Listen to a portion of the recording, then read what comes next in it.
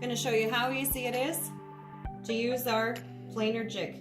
In the kit, you get the pressure brace, the jig itself, 3mm steel laser burn blank, self-adhesive disc. I've already put on the disc.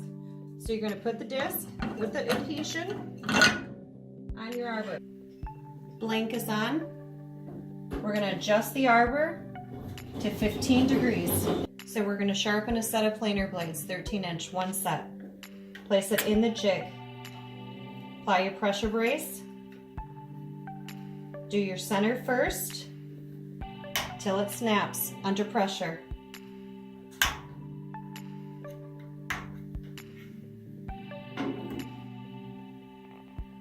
Roll your finger over the blank while tapping on the fence just till you hear your blade scratch. Lock your fence, turn on your saw, and feed it through.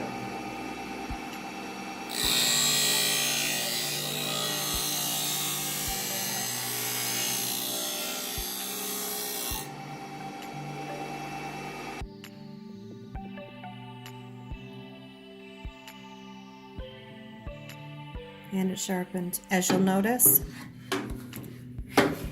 no binding can ever be on the blade for kickback, as there is a 5-degree relief cut here.